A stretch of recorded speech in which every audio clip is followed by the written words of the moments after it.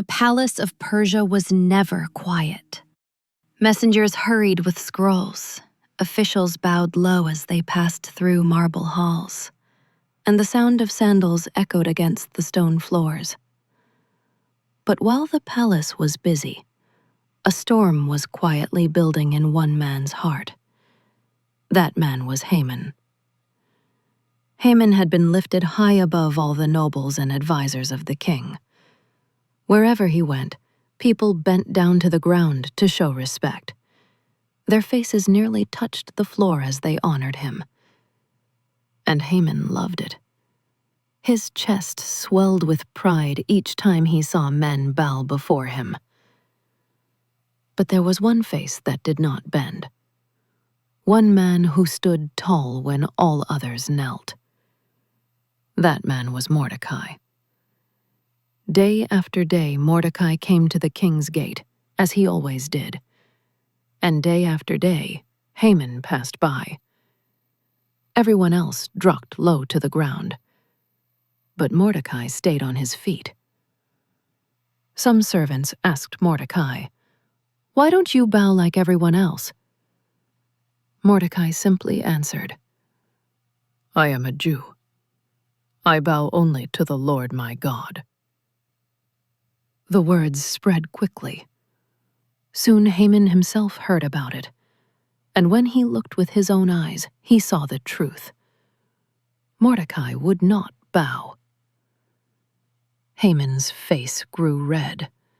His fists tightened. Inside, his heart burned like fire. "How dare he?" Haman thought. "Doesn't he know who I am? I am the king's most honored official." Day after day, Haman's anger grew. But in his pride, punishing only Mordecai seemed too small. He wanted more. Much more. Haman's pride twisted into hatred. He remembered that Mordecai was a Jew. And with that, Haman's anger spread like poison. He thought, "Why stop at Mordecai? I will destroy not only him, but all his people. I will wipe out the Jews from this empire." So Haman went to the king. He bowed low before King Xerxes, hiding the hatred in his heart behind flattering words. "There is a certain people," Haman began, "scattered across your kingdom. They are different from all the others. Their laws are not like ours, and they do not obey the king's commands.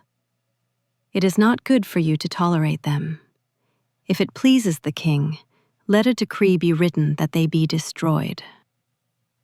The king, not realizing the full truth, listened. Haman offered silver to the royal treasury to pay for the destruction. Without asking more questions, the king removed his signet ring and handed it to Haman. "Do with them as it seems best to you," King Xerxes said. Royal scribes were summoned. They dipped their pens in black ink and wrote on scrolls the command that Haman had ordered. On a chosen day, all Jews, young and old, men and women, were to be destroyed, killed, and wiped out. Their possessions could be taken as plunder. The decree was sealed with the king's own ring. Couriers mounted swift horses and rode out across the vast empire. From India to Ethiopia, the news spread. In every province, the people read the decree. Fear swept through Jewish families.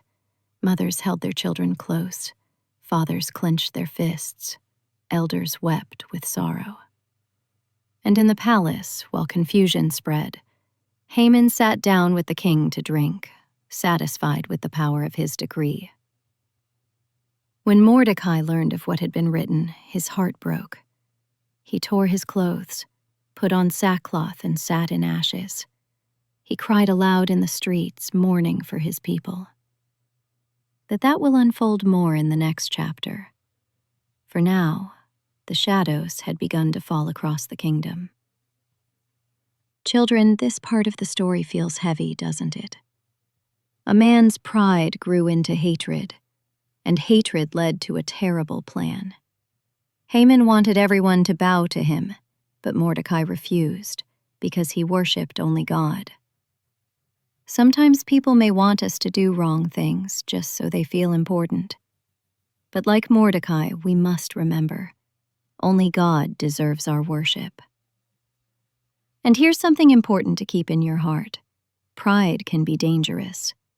When we think too much of ourselves, we may hurt others. But God sees. God knows. And His plans are always greater than the plans of the proud. So tonight, as you drift into sleep, remember Mordecai standing tall. He chose to honor God, even when it made others angry. And remember this too. God is bigger than every evil plan.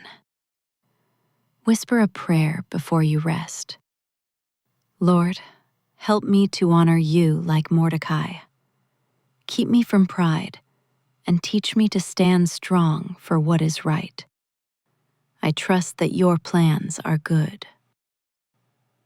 Now close your eyes. Rest in God's peace. His hand is over you, just as it was over His people long ago. Good night, little one. Sleep safe in the love of God.